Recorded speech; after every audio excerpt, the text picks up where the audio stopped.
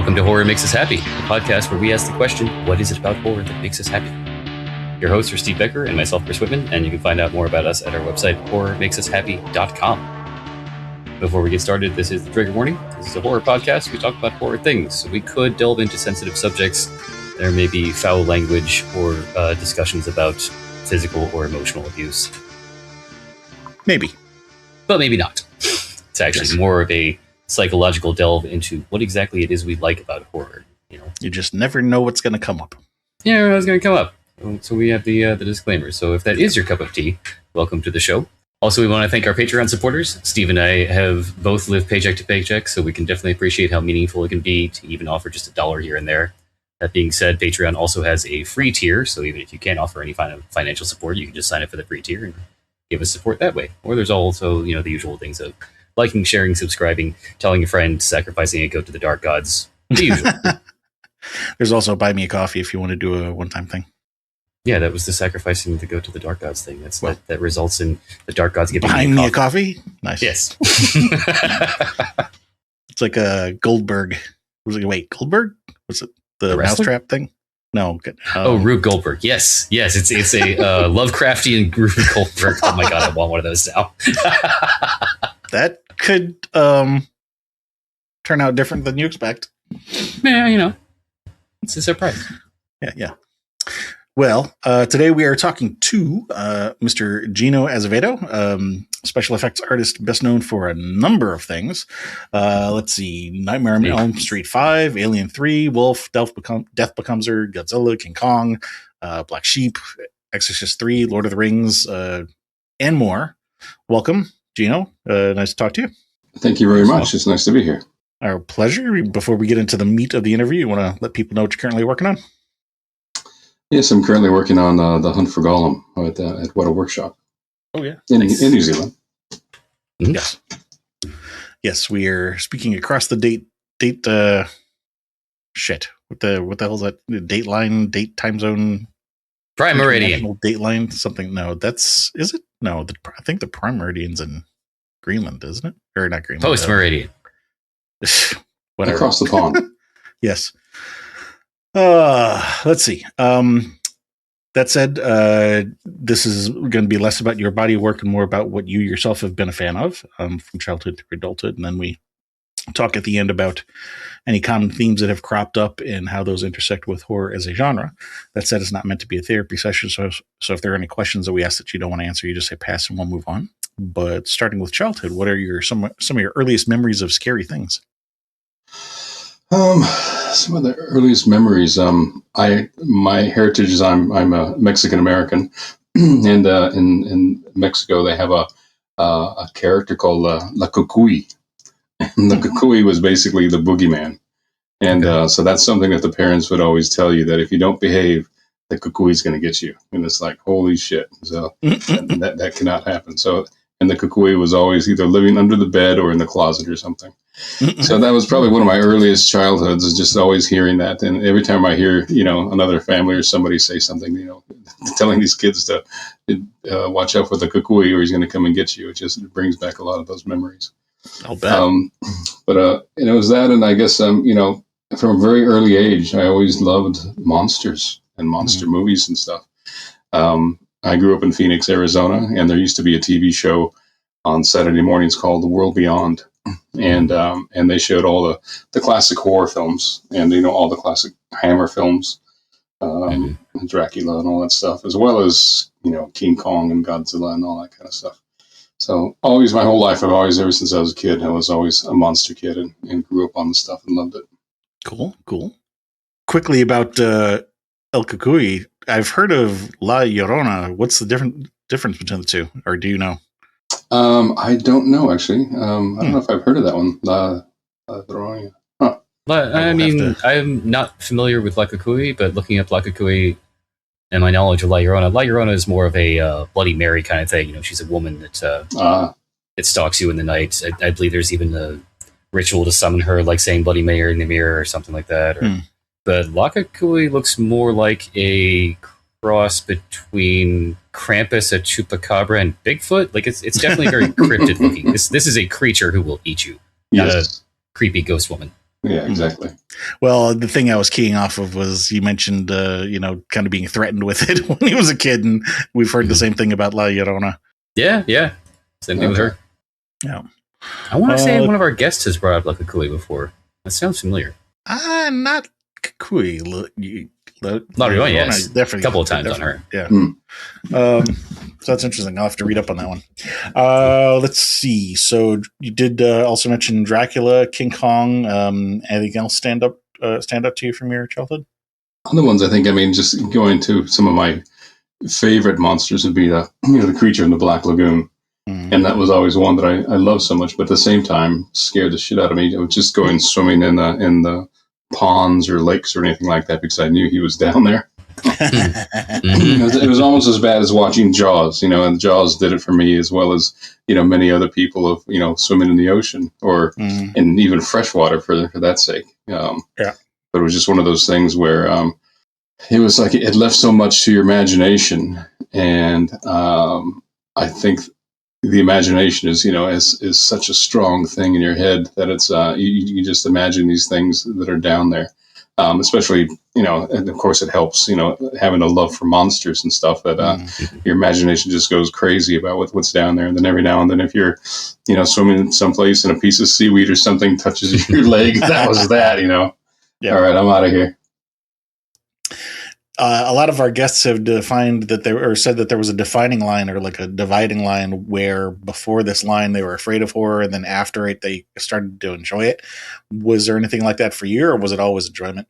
Always enjoyed it, but at the same time, it did give me nightmares and stuff. And I remember a couple of films that still, I guess you could still scare me to this day. One of them is The Exorcist. Growing up a good Catholic boy, of course that hit just a little too close to home. Yeah. But that was I've only think I've seen it maybe twice, and in fact I've got a cast of Reagan's head that I have, but I haven't painted it because it's like just don't know that I want this. I mean, in my man cave where I am right now, I'm surrounded by all the things that inspire me. And safer with it not being painted. Yeah, it's like I don't want to bring her to life, I guess. Exactly. And it's pretty frightening. Nice. But there was another film that just came to mind. It was called. Do you guys ever hear one called Frankenstein: The True Story? It came out in like the early '70s. No. And the star was Michael. Oh shit, I'm gonna forget his last name now. But great movie, and it's just incredible stuff. And it was about the time of all the Hammer horror stuff. But just great makeup. I think it was Roy Orbogast that did the makeup stuff in that. But just a great story, and it was the creature, the monster, was just quite horrific. And what had happened with the creature is that they would try to destroy him, try to kill him, but each time they did it, I think they threw acid on his face at one time, and I thought, oh no, because he's going to look even uglier, and he's going to be really, really pissed off. Then they set him on fire, and I thought, oh shit! I said, now he's really going to be pissed off, and he's going to look even more scary, which he did, and it went on and on, and it's one of those movies that just. Yeah. It's one of those movies that just definitely stayed in my mind. I pulled it up while you were talking about it. Michael Zazarin was the. That's it. Yeah. Let's see. Well, the first one that you mentioned was Dracula when we were talking about World Beyond. Anything particularly stand out for you from Dracula? I guess I loved all the Dracula movies. I just not so much the Bela Lugosi. Sorry, Bela. But more the Christopher Lee, the Hammer films.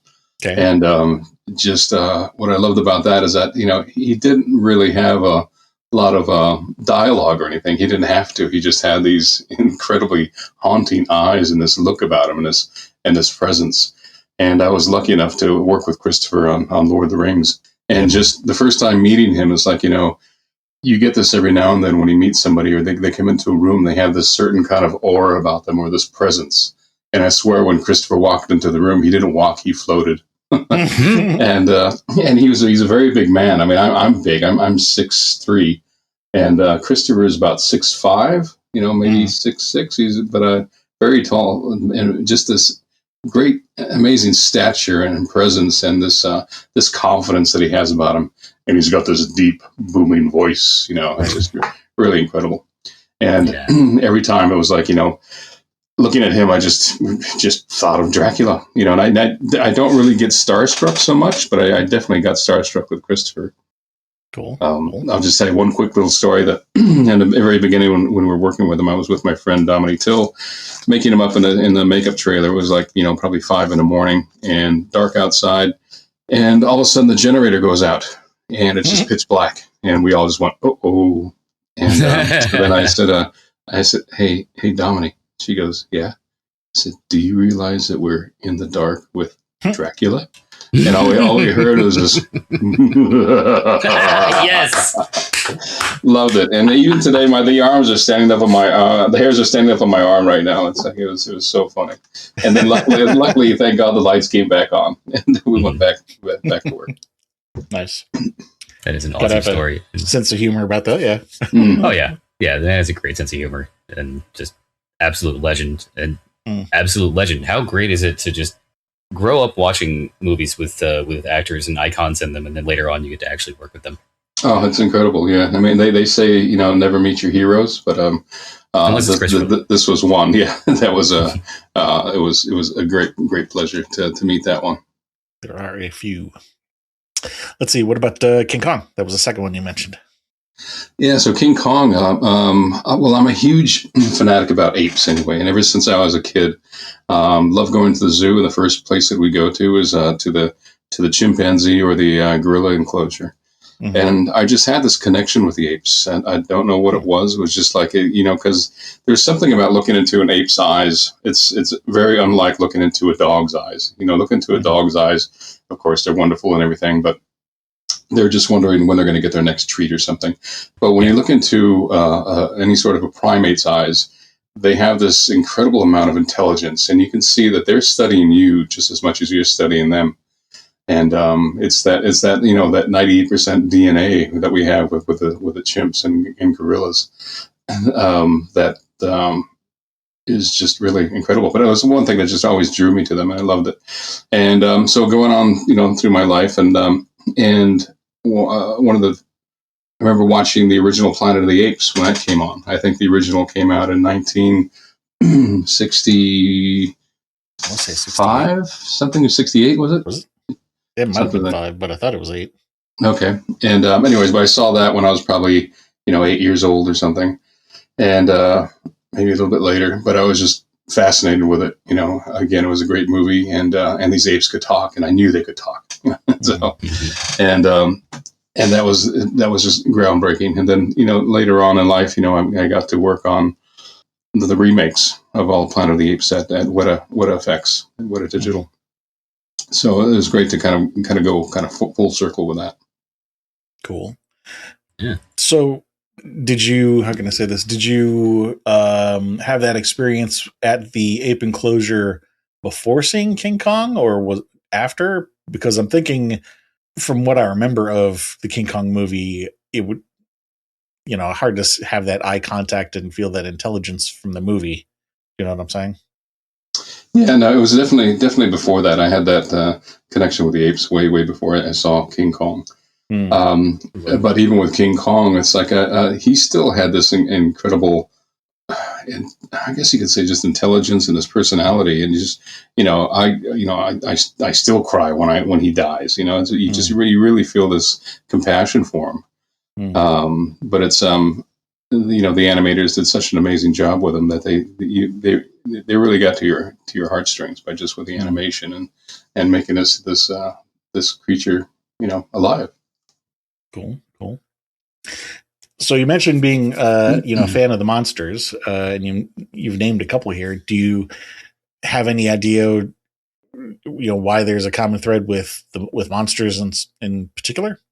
I think with monsters, it's like, and with the monster movies and stuff, and I think this is why a lot of people love the whole horror genre. It's like it's a safe way to experience something like that. The Nightmare on Elm Street, Freddy Krueger, and all these other ones that are out there. It's it's a safe place and you can leave and you're okay. Except in your nightmares, of course. But for me, I loved looking at, I think it was just the overall designs of all these different creatures and things, with the Frankenstein monster and the creature from the Black Lagoon. I mean, they're all just so different. But it's really hard to try to pinpoint, why I like them so much. Other than that, on some of them, I just really felt this compassion for them. It's like, especially if it was like, like the creature in the Black Lagoon, he was just a guy living in his lagoon, he's quite happy. And then he gets invaded by these humans and stuff. Yeah, exactly. And then they capture him and they take him back. And of course it all goes to hell. But it's kind of the same thing, like with like almost like E.T., here's a little guy that comes down to the planet, gets stranded, and then they want to capture him and they want to study him and dissect them and do all this kind of stuff. So it's for me, I really feel for the creatures, and when they start destroying the people in the cities and things like that, it's like, yeah, you go, boy. You mentioned some nightmares. Did you have any that were like reoccurring? I always had this night. Well, this is a funny one, but I used to have a fear of little people. Okay. And because what had happened was, I remember going to a circus with my family when I was quite young, and I was sitting on the aisle seat watching the show and everything, and then behind me came a little small person clown, and I didn't see him there. And then as I turned my head, he just went, ah! Just scared the crap out of me. And I just remember jumping into my dad's lap and just in tears. Anyways, that always stuck with me. And then I saw the movie, do you remember Barbarella? Yeah. Okay, there's a scene in Barbarella where she's tied up to this post, from what I can remember. And they have all these mechanical little dolls with these, like, I think they're like metal teeth or something. And they come towards her and then they start biting her. And somehow I incorporated little people with these little dolls with sharp teeth and stuff. And I used to think that little people would do this to you, and they'd run around behind your back where you couldn't see them. They'd jump up on your back and just start biting you. I think that was kind of like a reoccurring kind of a nightmare that I had. Well, I have a theory. There might be a connection here. Did you also see Phantasm at a young age? Oh, yes. Yeah. Because, the little people in the suits are essentially Jawas. Yeah, right? They do look like Jawas. Yeah. And there was a time when working on Alien 3, I was up on this table painting a dead body of Newt, and had my headphones on, and we had a visitor come over that day. His name was Kieran Shaw. He's the world's smallest stuntman. And anyways, my friends who I was working for, Alec and Tom, Kieran had come over, and he says, hey, you see that big guy sitting on the table over there? I said, he's got this fear of little people and stuff. I said, why don't you go say hi? And so I'm working away, listening to probably my AC/DC or whatever, painting away. And then once again, out of the corner of my eye, I look down and I see little Kieran, and Kieran goes, ah! He does almost like the same thing that fucking clown did. And and the whole shop was watching me, and I'm just about fell off my chair, off the table. And, but from that day on, that's when Kieran and I became very close friends, and we're very close friends to this day. In fact, just yesterday, I got a Christmas card from him. Nice. But yeah, it's very, very funny. Nice. Thanks, Val. Let's see. Was there ever a time in real life where you're terrified of something in real life as a kid? I never really liked haunted houses, the carnivals and that kind of stuff. Even to this day, I know this sounds really weird because I make all these things, but it's like I just get the heebie-jeebies in those things. Mm-hmm. I went into one just a few years ago up in Auckland. There was one, and I had gone in with a friend, and I just, my shoulders were up to my ears, just I was waiting for something to come and grab me around the neck or something. Mm-hmm. But yeah, I just definitely remember that as a kid. It's like, I loved seeing the outsides of these haunted rides and stuff. I don't know if you remember, but they had like all these incredible, really cool, elaborate airbrush paintings of all these ghouls and monsters and stuff on there, and whatever they would call it, the ride to hell or something like that. And then you just hear all these, people screaming and stuff. And then, of course, my friends would go, come on, we got to go do that. It's like, you guys go ahead. I'll hold you drinks for you. Yeah. But there's people screaming. It sounds like fun.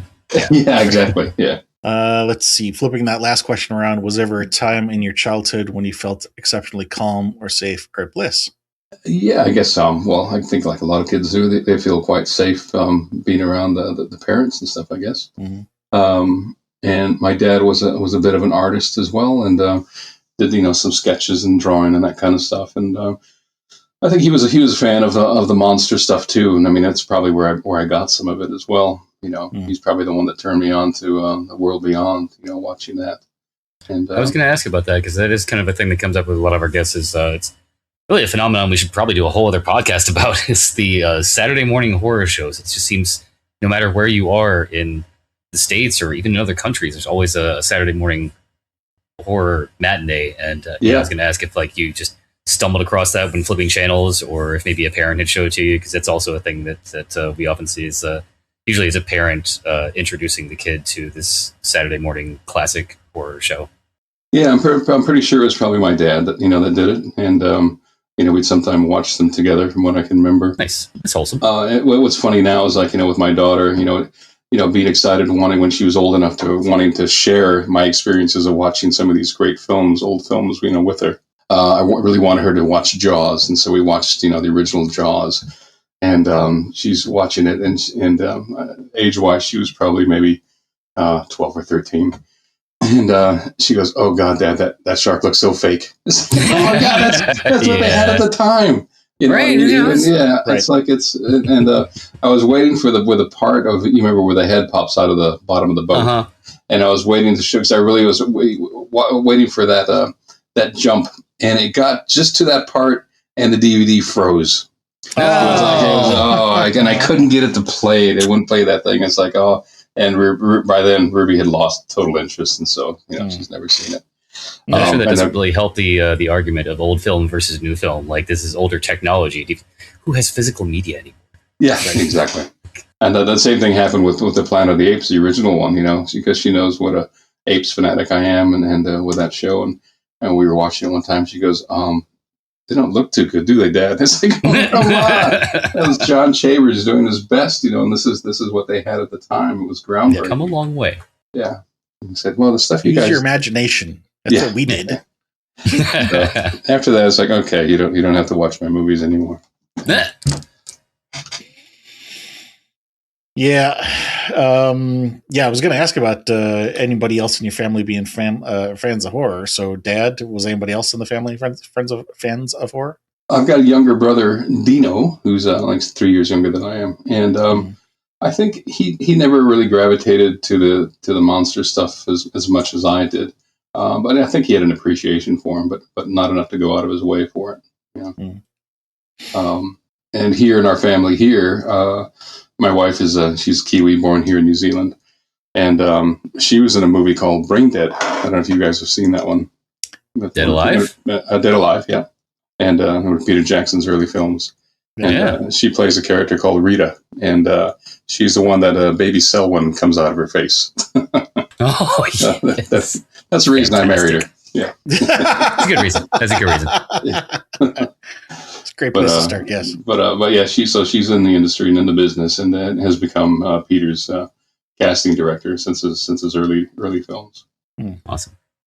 The next two questions are going to be a pair. We'll start with a negative one so we can end on the positive one. Do you remember the first person you hurt? No, but I do remember one particular guy. This is probably when I was back in 6th or 7th grade, and he was a redhead, freckle-faced kid, and of course he was the target, and he was constantly being bullied, and he was a bit overweight. And just as kids can be, as mean as they are, this guy got bullied quite a bit. And I remember one time I was trying to impress this girl, and I even, started to kind of bully him in front of these people and this girl, to show how tough I was.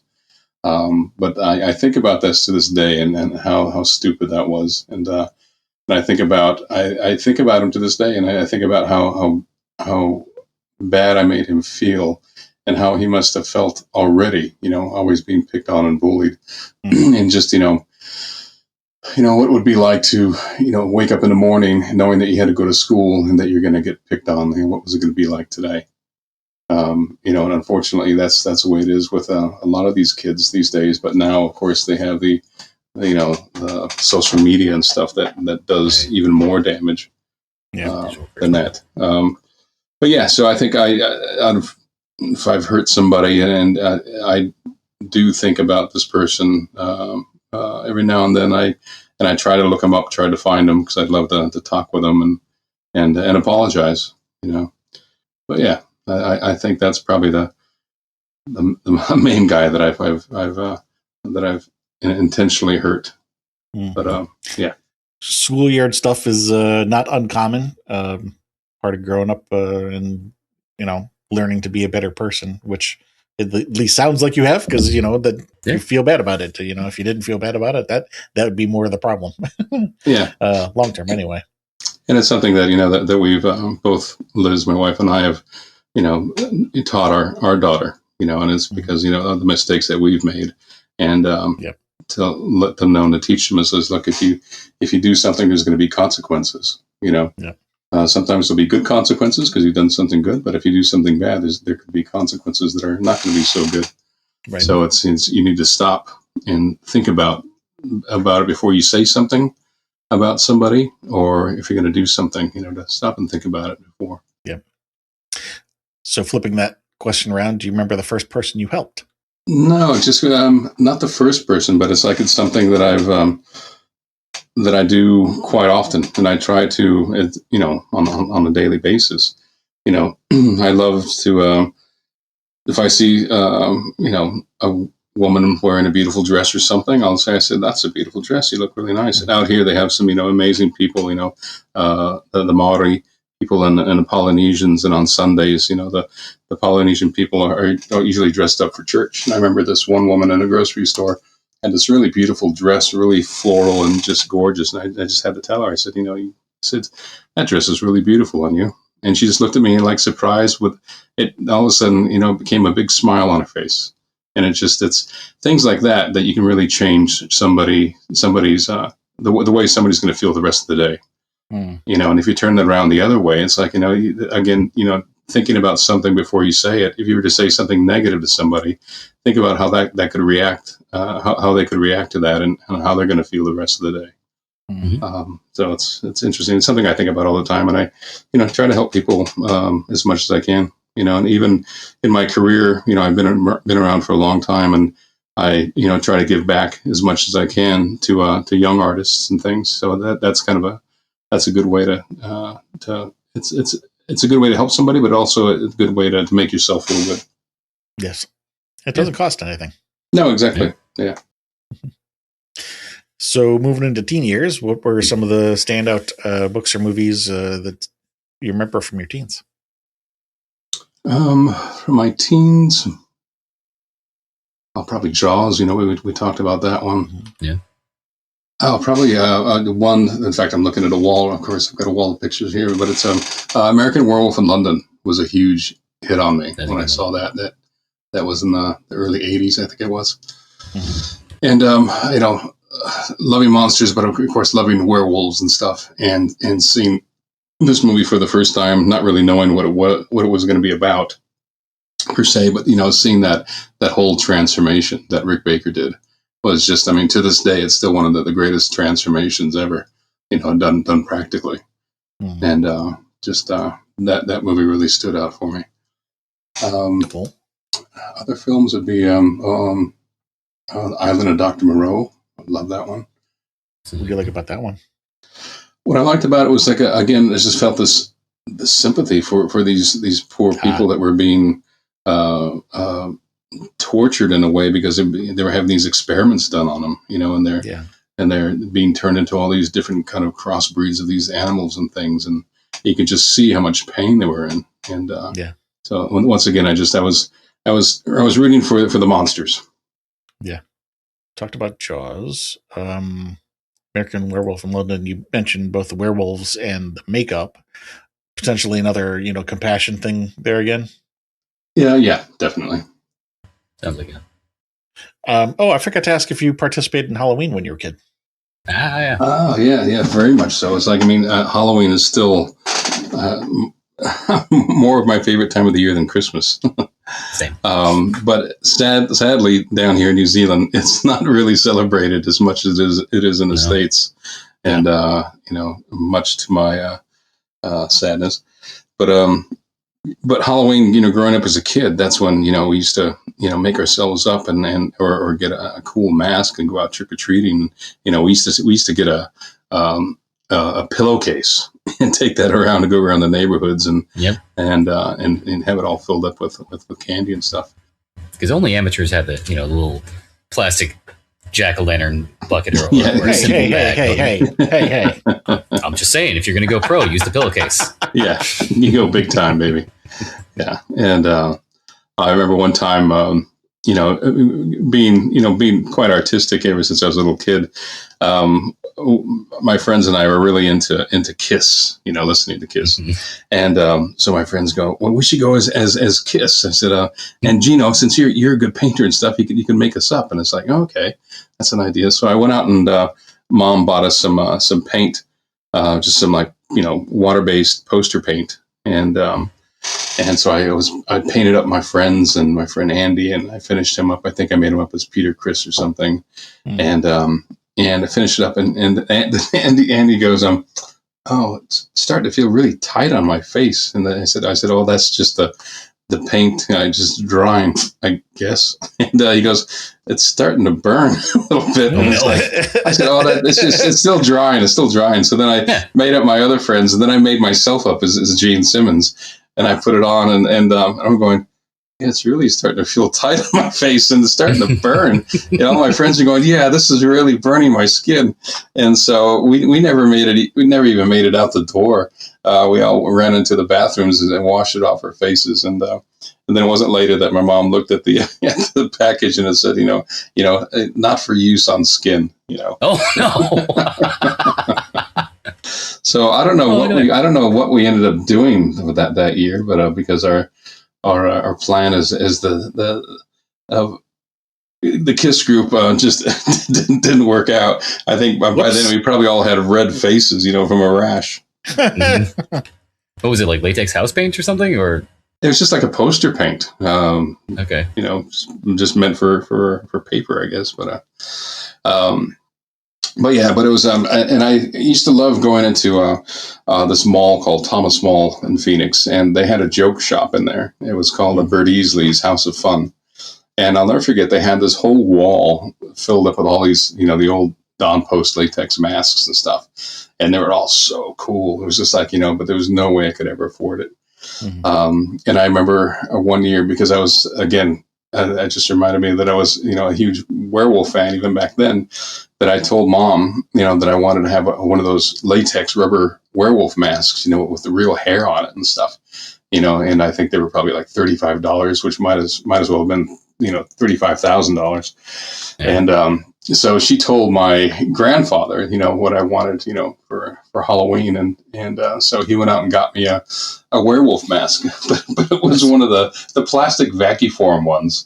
Oh. And that had the hair kind of punched into it, and it just looked terrible. It's like, and then a big sign above my head, it says disappointment, Yeah. So, I'll never forget that one. It's funny. Normally we like to ask if you have a favorite costume or a least favorite costume. It sounds like those go in the least favorite. Both of those sound like least favorite. I'll put the KISS makeup in front of the werewolf, though. Yeah. At least the werewolf didn't burn. Yeah, exactly. Yeah. Could have been worse. But so Halloween is definitely was a huge part of my life and still is. And again, I'll have to send you some photos of my studio here, which is just surrounded by monsters and mayhem. Very cool. Yeah, we'll be getting together offline to get some pics for promotional stuff, because we'll put together a slideshow and do some excerpts from the call, kind of thing. Right. Let's see. Anything in real life scare you as a teen? Not that I, sorry, not that I can really think of off the top of my head. That's all right. Not every question's going to land. Yeah. I'll have to think about it. If I think of something, I'll come back to it. Flipping that last question around, was there ever a time in your teens when you felt exceptionally calm or safe or bliss? I enjoyed high school and grade school a lot just because of art. Thank God for art. I had some great teachers. And in fact, I had a wonderful art teacher in high school, Mr. Haber, and I kept in touch with him until he passed away, which is maybe about 5-6 years ago. He was a great mentor and somebody that I loved to see all the time, and just to learn from him.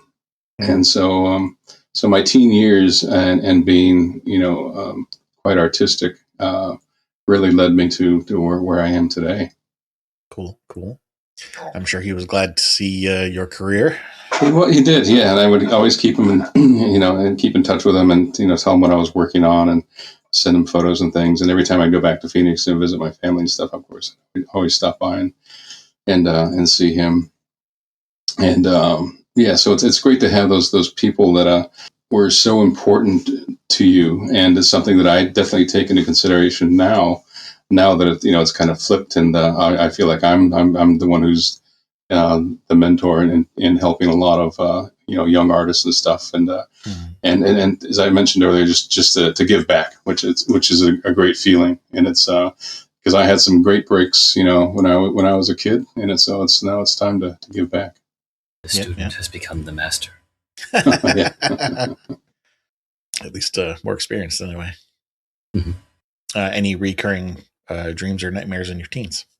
No, just those damn scary, the same ones, dwarves. Yeah. How'd you feel about the Zuni fetish doll? Exactly. That was another one when I saw that. Terrifying. How old were you when you saw that? I think that's probably one that I saw on World Beyond, but I was, maybe 10, something like that. That's about the right age. What were we going to ask? Yeah. I was going to ask, have you ever seen a film called The Offspring, or just Offspring? That sounds familiar. Yeah. It's based off a Jack Ketchum novel. It's kind of the prequel to The Woman. There's a scene involving small people and metal fangs. Oh, jeez. Nice. I'll skip that one. Yeah, there you go. I'm just the therapy has been going great, so. Well, it's funny that you mentioned that, because like one of the things that like I love going online and seeing people ask, for recommendations of scary movies, and they'll say, here are a couple things that I liked, or here were, what was your favorite scary movie? And I always think they're asking the wrong question, because like what scares me is not necessarily what's going to scare you. And the question then is to ask, well, what scares me? And then if I want to find a scary movie that's going to scare me, I need to be paying attention to what scares me. And so like, what scares you. So the funny thing about you saying that you'll avoid this movie, there would be other people who would have seek it out specifically for that reason. Yeah, exactly. Mm-hmm. Another movie that just popped up, of course, is one of my all-time favorites too, is Alien. The first one, yeah. That's just such a classic. The original one is still the best out of all of them. But it's the great thing about that is like something I mentioned before about leaving stuff up to your imagination, and which is the best creator right there. And the way that Ridley shot stuff, not really ever seeing what the full creature looked like until the very end. But at each time when it was in a dark place, you could just see shapes and forms and things, and your imagination would fill out the rest, or at least it did for me, what this thing might have looked like. And then when we see it, get blasted out of the doorway, it's like, oh, it's a guy in a suit. That's not what I was thinking it looked like. Yeah. So. How old were you when you saw that one? Probably about 15. Okay. Yeah, something like that. I remember seeing it at a special screening we had a great cinema in Phoenix called the Sin Capri, which is no longer there, I don't think, but it was one of the, the old style, really big cinemas. And it was just incredible seeing it like that. Cool. Moving into adult years, what are some of your favorite scary stories or movies from, adult? Adult. I was thinking about that the other day, and it's been a while since I've seen something that just really kind of blew me away, or scared me. Mm-hmm. And it's interesting because my daughter has really gotten into seeing a lot of these horror films and stuff now, which I'm really excited about. It's great for her to see that. I'm trying to get her to see, Freddy Krueger and Nightmare on Elm Street stuff. She goes, "Oh no, he's just silly." It's like, "Oh no, he's not." I said, the first one was great. I mean, that's kind of part of the point. He is silly. Yeah, He is now. Silly, but he's dangerous. Yeah, he wasn't in the first one. Yeah, True. He's very scary in that, and that was one. It was a great thing where it's like, he just don't go to sleep. Yeah. Mm-hmm. And they just recently had a big festival here at the cinema that Ruby works at, called the Roxy. But they had they showed all Nightmare on Elm Street films throughout the night, and Nice. so it started at like 6 in the evening and finished at 4:30 in the morning or something like that. But I had called my friend Heather Longenkamp, and who's married to a great friend of mine. And I said, "Heather, would you mind doing a thing to camera, just inviting everybody and thanking them for coming to the Roxy?" And so she did, and she got some of the other guys to do something. Robert, unfortunately, wasn't around to do something, but that was pretty cool for everybody to see. Yeah. Cool. Let's see. Well, for the adult stuff, instead of going by what scared you, what about how can I word this? Inspired you? I want to say, yeah. Well, I don't want to say inspired because that leans into the auteur side of things more, but just stuff that you thought was effective or. What increased your intrigue and allure into? Well, I was just thinking of a couple of them actually. Like 28 Days Later. Okay, that was a great one, and I think as far as something that was scary, that was pretty spooky and scary. Just because it was kind one of like the first advents of fast zombies, and exactly. different. Whereas before the zombies would be like, "Oh shit, I got time to go get a coffee before the zombies get here." But these guys just fast moving and just very, very scary. I haven't seen the latest one yet, but that was a great one. And the whole thing with how they were experimenting on the chimps, to create this thing of rage, was pretty frightening. Yeah. Another film that I just happened to work on was a great vampire film. I don't know if you guys have seen it, but it's called 30 Days of Night. Love it. Sounds familiar. Yeah, it's a great one. It's basically it takes place in Alaska. In Barrow, Alaska, where like in Alaska, where they have 30 days of just nightfall. It's like a vampire's paradise. That's where they go for a holiday. Yep. And but just great movie, and again very fast moving vampires, and just very that's scary. True. I never thought about that aspect of it, but you're right. Like they're different than most vampires. They don't speak English. They speak some sort of sounds almost like Eastern European. Yeah. And their appearance is not attractive. They're very grotesque with fangs almost jutting out of their face. And they're fast. They're ravenous almost. That and the design of them, what the director wanted. He said, "I want their teeth. I don't want the typical, two fangs, Dracula kind of thing. I want their teeth to be more like a shark's mouth, with rows of teeth and just really jagged. Because when they bite, they don't bite and plunge their fangs into your skin. What they do is that they bite and they shake their head back and forth and basically just rip apart your flesh. Because what they're wanting to get is to get all the blood and everything, obviously." But then also with their claws, or the talons, as we call them, they had like these not really super long fingers or anything, but just their nails and stuff had grown into these really sharp, jagged kind of claw-like daggers that they used to tear you apart. And then also with the look, what we did on their faces is that we digitally augmented their eyes a little bit. We shrunk them down just a little bit by I think it was like 7%, but then we spread them apart just ever so slightly, so that when you looked at it, it wasn't too over the top where you notice it right away. It was something very, very subtle. It's like, that's weird looking, So, but it was all very effective. Great stuff. Cool. So 28 days later, 30 days of night, 32 days of something, which is, it's aside from the joke. I actually, while we were talking, I decided to look that up to see if there was anything with 32 I days. was just about to do that. There is a romance movie called 32 Days. So, Nice. no, anything else stand out to you as memorable? No, I'm just looking around my room to see if I can get any other ideas of stuff. One that was pretty good that was the first Hellraiser movie. I thought that was pretty cool. Very different, and What'd you like about it? What I liked about it was just the different characters, and the thing is that the thing they celebrated was pain, and the different things that they did to each other. Of course, Pinhead had all these pins stuck in his head, but he had the skin was flayed in areas, and there was one particular character that I thought was pretty frightening, called I think it's called Biter. I think it was because or Chatter or something like that. But basically, he had these teeth. His lips and things were pulled back, exposing his teeth, and he would just constantly just that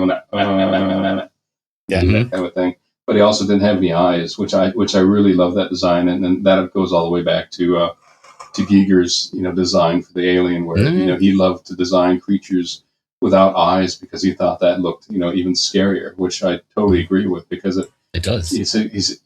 Because with eyes, if a character or creature has eyes, you can see where they're looking at, what they're focused on. But when a creature like the alien doesn't have eyes, but he knows where you are, I think that there's something even more profound about that. That's one angle. I was also thinking, that whole thing about, Windows being the eye to the soul. If you've got nothing to look at, you have no soul. Yeah. Well, nothing to connect to. Or that. Let's see. Horror as an adult, or Halloween as an adult. You mentioned not so much because of New Zealand doesn't celebrate it. Has there been anything in your adult life that's terrified you in real life?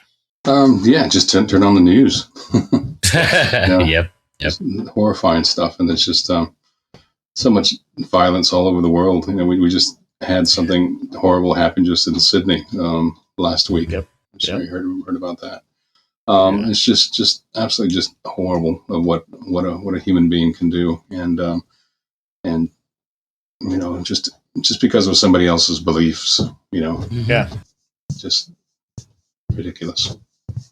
Agree. So flipping that question around, has there been a time in your adult life when you felt exceptionally calm or safe or bliss? Safe is living here in New Zealand is definitely a great safe place to be. And as I mentioned, with the way the world is at the moment, it's pretty daunting sometimes to travel. And my daughter and wife just went on a big European trip together, and of course I was just shitting myself here because I was just worried that if they're going to be okay, and thank God they were. Everything was fine, and they didn't have any issues at all. But it's just something you definitely think about now. You gotta. Sadly, you have to watch your back. Yeah. Yeah. Such is the world we live in. So the next two questions we're going to ask are not just going to be about horror, and it's not going to be any particular time of your life, cover your whole life. What movie do you think you've seen more times than any other? If I'm feeling down or something, if I need to pick me up, I love The Birdcage with Robin Williams, and that movie just cracks me up. So I've seen that many, many times. Other films that are probably more kind of monster-related stuff is probably American Werewolf. Love that, and Planet of the Apes. I still go back to that stuff, and even The Wizard of Oz is a great one to go back to and see. And usually that's usually like a Thanksgiving movie. That family watches around that time. But some other great ones too that are definitely on my list are both Stephen King stories, but The Green Mile, Shawshank Redemption, and of course Stand by Me. One of Rob Reiner's greatest films that I think he's done. Yeah. Rest in peace, Rob.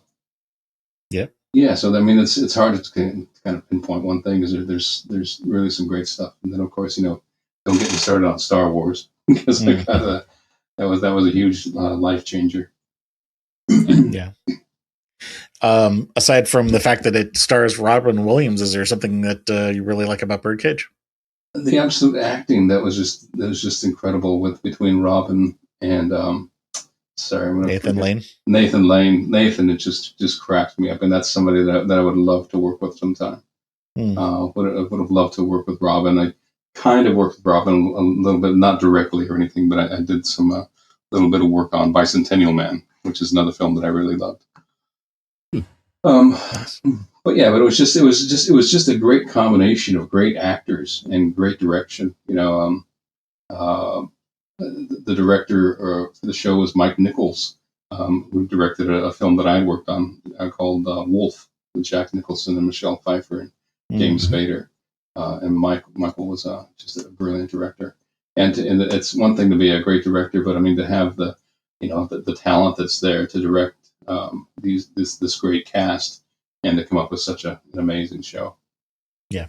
So would any of these that we've talked about here be your favorite movie, or would you consider something else to be your favorite?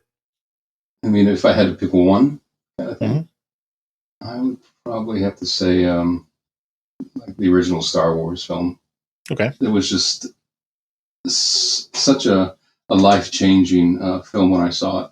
And the cool thing was it came out and I had just graduated from grade school, so that was in 1978, I think it was, something like that. Okay. And I didn't know anything about it, and I was asking my friends. It was the last day of school. Asking my friends, so what are we going to do tomorrow? First day of summer vacation. And my friends said we're going to go see Star Wars. I said Star Wars, Star what? Right, the title sounds so hokey. I know, Star Wars, and he goes, yeah, come on, we're going to go see it at Sin Capri. And I went. I'll never forget. I went with my friend Jeff Keating. So I don't know where Jeff is these days, but we went, and I was always notorious for being late. And anyways, I went with Jeff, and I was late, and we got there late. And so we walked into the cinema, and it was at the scene where R2 and C-3PO are walking through the canyon just before they get attacked by those little people, those little towers. And I saw that. I thought, oh, cool, it's got robots in it, not knowing anything what it was about. And then, sitting down and watching the film, it was just like, oh my God. And at the end of the film, this was back in the day where if you wanted to, you could stay seated and watch it again. Yes. And so because we missed, the whole section of the beginning, we stayed and watched the beginning. Then I said, oh, now it makes sense, what happened. So that was quite a life changer of a film. And in fact, I'm surrounded by R2 and C-3PO and Stormtrooper here and Darth Vader in my studio here because they've meant a lot to me. Nice. Well, let's see. This would be the spot in the conversation where we talk about common themes that have been cropping up and then talk about why those might be important to you. The one thing that keeps coming up again and again really has to do with compassion and connecting with people. I mean, we started talking about that from, King Kong and the ape enclosure, but it's been a through line through the whole call. I mean, the redhead kid at school paying compliments to people who've, dressed up, Island of Dr. Moreau, Hellraiser, Green Mile, Stand By Me, even with the Birdcage, this interplay between Robin and Nathan, is about a relationship there. Been a couple other things too, that relationship with the art teacher, for example. You did mention something about haunted houses and the Reagan bust. It seemed like, so everything that I just talked about a minute ago is all like real life stuff. And then the haunted houses and Reagan are like supernatural. And so I'm wondering if there's the connection and the importance has to do with, living people, it sounds like. And then maybe there's this fear about supernatural stuff. I don't know if that makes sense. Yeah. I think of myself as being a, fairly religious person, and I think with the movie The Exorcist, as I said, being brought up Catholic, it hit, a bit close to home. And it's funny because it's like as I surround myself with all these these creepy and evil looking things. As much as I love designing them, I consider them to be my friends. They look after me. I look after them. But there is just something about with the Reagan head that I can't bring myself to paint. As I said, maybe one of these days, but I don't know. But I think the thing with me, when as far as all the compassion and stuff like that, I think it's just, I've always been a very compassionate person in general, and I was always taught by my parents to treat people the way that you want to be treated. Yeah. It's a simple thing like that, and as I mentioned before, it's like giving somebody a compliment and just to say something nice to somebody could change their whole day or maybe even their whole life. You never know. Or on the flip side of that, if of course, like with a road rage thing or something like that, which happens, quite often, and I've been guilty of that too. I've yelled at somebody or honked at them because they've done something stupid. But if you were to say something, negative to somebody, you think about how that's gonna stay with them. They're gonna go home that night and think about, oh, this guy yelled at me because of this or that or whatever, and just really piss me off. And it's just, of course, they're thinking about that rather than thinking about something positive that happened that day. They're thinking about the negative. And I think it's something where people need to think about other people as well. It's like you have no idea what's going on with that person. What's going on in their head. They could have just recently lost somebody that's really affected them, or I tend to give people a lot of the benefit of the doubt. It doesn't always work, but I try. Yeah.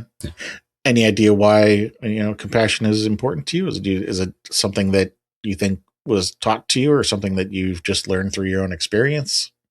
I think it's a combination of all of that. It's like it makes me feel good to give, and to make somebody feel good. It's just, and I'll definitely go out of my way. And my brother is very much like this as well. We'll definitely go out of our way to help somebody. It may be something very, very simple or something, much larger. But it's just that feeling that you get that you can't buy. Mm-hmm. So the follow-up question here is, why horror? Because couldn't you explore compassion in other genres?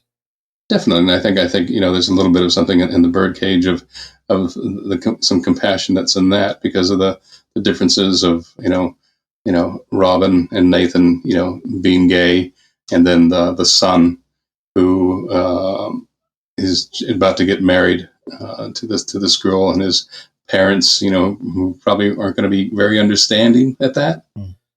So there's a bit of maybe it's that compassion thing that's in that film that kind of got to me as well. But I think as far as all the horror stuff, I mean, it was just something that I was brought up on. So it's like it's something that I just loved ever since I was a kid, and it stuck with me. It was a combination of that and animals. And I remember, growing up, I was either going to be an artist or I was going to do something with animals. And I thought about being an animal trainer. Even thought about being a veterinarian at one time, but then I saw how much schooling and medicine was involved. And I thought, nah, that's not for me. Yeah. So I thought I could be an artist and I could draw animals. Yeah. Cool. So maybe it's less correlation, not causation. It's like a confluence of, I like compassion and I like horror, and like the Reese's Pieces or the Reese's commercial, you got my peanut butter and your chocolate kind of thing. Yeah. It's not so much that one causes the other; it's just a happy combination of the two. Yeah, I think that's a good way to put it. Yeah. Okay. Well, I mean, that's the gist of our call. So, I mean, the only other thing here to ask is if you think there's anything additionally relevant that we haven't talked about, or anything else that you like about horror that you think we've missed. It's interesting with a lot of the horror and stuff now, and I think I'm definitely less likely to go see a slasher type of film now. And I think part of it is I think once you have a kid, that changes quite a bit of stuff.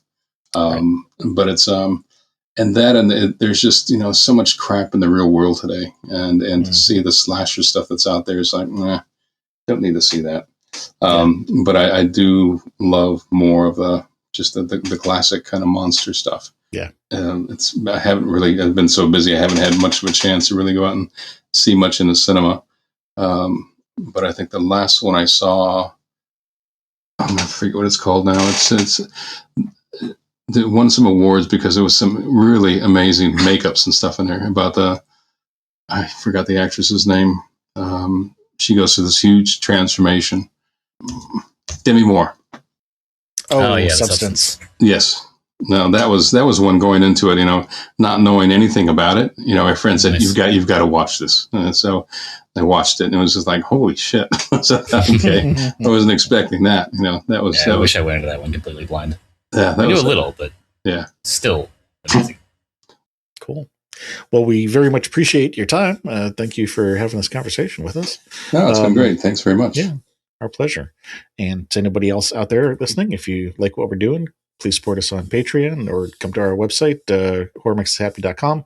Oh, you know what? Before I hit the closing, you're going to remind people what you're currently working on? Oh, yes. I'm working on The Hunt for Gollum. And Yes, that's right. being directed by Andy Serkis. And so I'm in charge of designing prosthetics on that show. And it's been nice to get back into Middle-earth again. Yes. So if you want to find out more about that, we'll get links from Gino and then put them on his bio page. So you just go to horrormixishappy.com, go to episodes, and then look for Gino, click that, and it'll take you to his bio page, and we'll link to whatever it is that you'd like us to link to. Other than that, you know the drill. Like, share, subscribe, tell a friend.